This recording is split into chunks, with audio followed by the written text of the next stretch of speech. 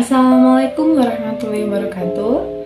Perkenalkan, nama saya Aisyah Syifa Azahra dengan NIM 222111073 dari Prodi Hukum Ekonomi Syariah kelas 3B, ingin menyampaikan tentang pergeseran paradigma makosid syariah dari klasik sampai kontemporer. Happy watching! Yang pertama ada definisi makosid syariah. Secara lugawi atau bahasa, makosid syariah berasal dari dua kata. Yang pertama makosid dan syariah.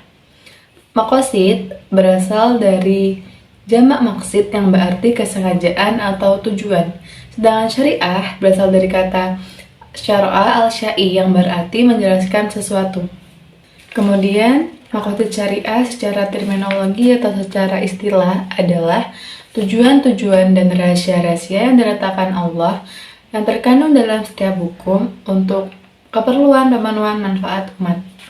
Kemudian, Imam Asy-Syatibi membagi kepada 3 tingkat makosid syariah. Yang pertama yaitu kebutuhan daruriyah.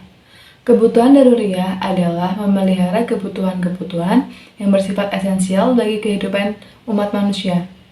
Di dalam kebutuhan daruriyah ini terdapat 5 unsur pokok. Yang pertama, din atau agama.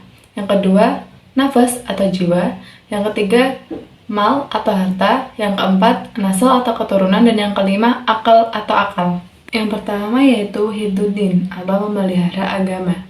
Agama adalah sesuatu yang harus dimiliki oleh manusia supaya martabatnya dapat terangkat lebih tinggi dari martabat makhluk yang lain. Dan kedua yaitu ada hifdzun nafas atau memelihara jiwa. Islam mengajarkan untuk memelihara dan menghormati keamanan dan keselamatan diri manusia. Kemudian ada hifdzul akal atau memelihara akal. Akal menjadikan manusia sebagai makhluk yang paling baik daripada makhluk-makhluk yang lain. Kemudian ada hifdzun nasl atau memelihara keturunan. Di dalam hifdzun nasl, Islam mengajarkan untuk memelihara dan menghormati sistem keturunan atau sistem keluarga.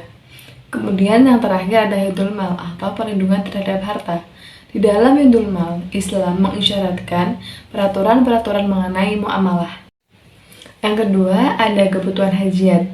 Adanya hukum rukhsah atau keringanan merupakan bukti kepedulian syariat Islam terhadap kebutuhan hajat.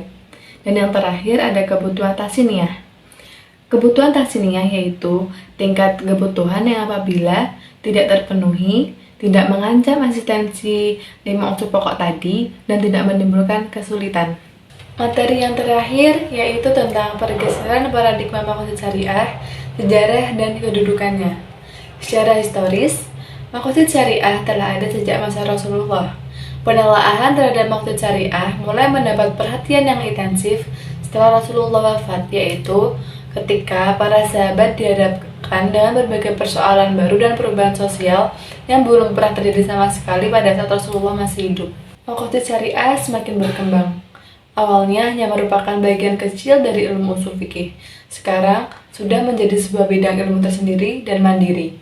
Dulunya lebih menekankan kemaslahatan individu, sekarang menuju hal-hal yang lebih luas. Perbedaan teori antara makosid syariah klasik dengan makosid syariah kontemporer. Yang pertama, makosid syariah klasik yaitu menjaga keturunan, sedangkan makosid syariah kontemporer yaitu kepedulian yang lebih terhadap perlindungan institusi keluarga. Yang kedua, makosid syariah klasik menjaga akal, sedangkan makosid syariah kontemporer yaitu melipat gandakan pola pikir dan riset ilmiah. Yang ketiga, makosid syariah klasik menjaga kehormatan dan menjaga jiwa, sedangkan makosid syariah kontemporer menjaga dan melindungi martabat kemanusiaan dan HAM. Yang keempat, makosid syariah klasik menjaga agama, sedangkan makosid syariah kontemporer menjaga, melindungi, dan menghormati kebebasan beragama dan berkepercayaan. Yang terakhir, teori makosid syariah klasik menjaga harta, sedangkan makosid syariah kontemporer mengutamakan kepedulian sosial dan menaruh perhatian pada pembangunan ekonomi dan kesejahteraan manusia. Titik tekan pada makosid syariah yang lama atau klasik lebih menekankan pada protection atau penjagaan dan preservation atau pelestarian. Sedangkan titik tekan pada makosid syariah yang baru atau kontemporer yaitu ditekannya pada development atau pengembangan dan right atau hak. Kesimpulannya, bahwa maksud syar'i dalam membuat sebuah hukum adalah untuk kemaslahatan umatnya. Kemaslahatan manusia itu akan selalu berkembang sesuai dengan perkembangan zamannya. Begitu pula dengan konsep maksud syariah. Konsep maksud syariah akan selalu berkembang sesuai dengan kemaslahatan umat manusia. Sekian penjelasan dari saya. Kurang lebihnya mohon maaf. Terima kasih atas perhatiannya. Wassalamualaikum warahmatullahi wabarakatuh.